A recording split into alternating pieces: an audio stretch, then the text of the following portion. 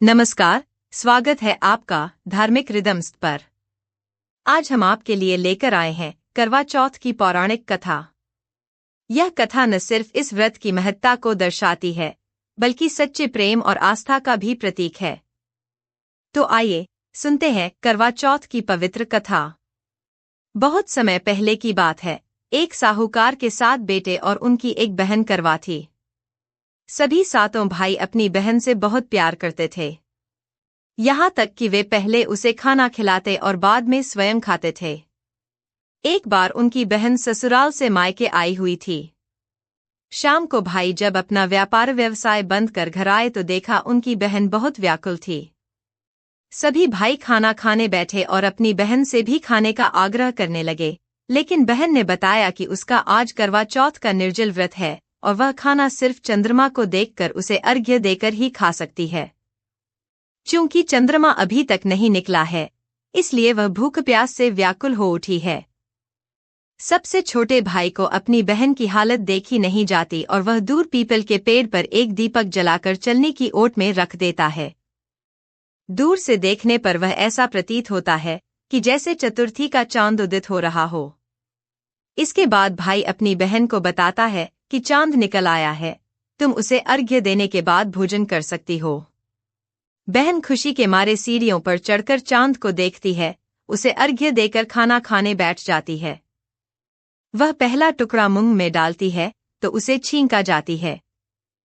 दूसरा टुकड़ा डालती है तो उसमें बाल निकल आता है, और जैसे ही तीसरा टुकड़ा मुंह में डालने की कोशिश करती है तो उसके पति की मृत्यु का समाचार उसे मिलता है।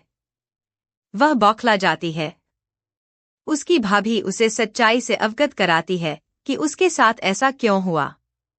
करवा चौथ का व्रत गलत तरीके से टूटने के कारण देवता उससे नाराज हो गए हैं और उन्होंने ऐसा किया है। सच्चाई जानने के बाद करवा निश्चय करती है कि वह अपने पति का अंतिम संस्कार नहीं होने देगी और अपने सतीत्व से उन्हें पुनर्जीवन दिलाकर रहेगी।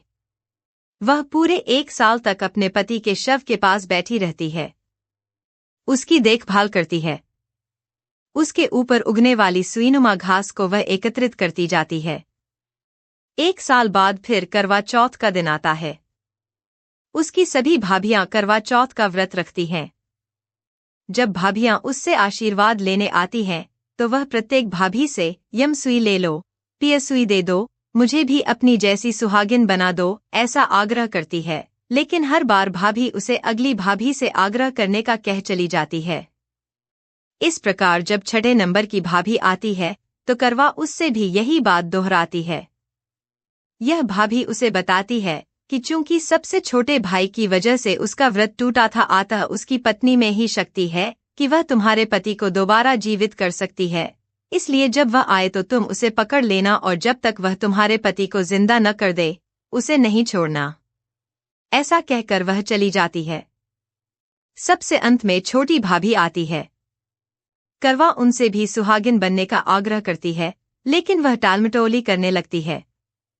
इसे देख करवा उन्हें जोर से पकड़ लेती है और अपने सुहाग को जिंदा करने के लिए कहती है। भाभी उससे छुड़ाने के लिए नोचती है, खसोटती है, लेकिन करवा नहीं छोड़ती है। अंत में उसकी तपस्या को देख भाभी पसीज जाती है और अपनी छोटी अंगुली को चीरकर उसमें से अमृत उसके पति के मुंह में डाल देती है। करवा का पति तुरंत श्री गणेश कहता हुआ उठ बैठता है।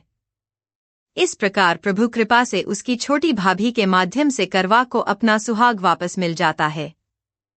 हे श्री गणेश माँ गौरी, जिस प्रकार करवा को चिर सुहागन का वरदान आपसे मिला है, वैसा ही सब सुहागिनों को मिले। प्रभु श्री गणेश और माँ गौरी की कृपा से करवा को चिर सुहागिन का वरदान प्राप्त हुआ।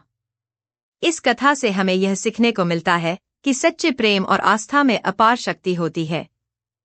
आप सभी को करवा चौथ की ढेर सारी शुभकामनाएं। इस पवित्र अवसर पर अपने सुहाग की लंबी आयु और सुख की कामना करें। अगर आपको यह कथा पसंद आई तो हमारे चैनल धार्मिक रिदम्स को सब्सक्राइब करें और इस वीडियो को अपने दोस्तों और परिवार के साथ शेयर करें।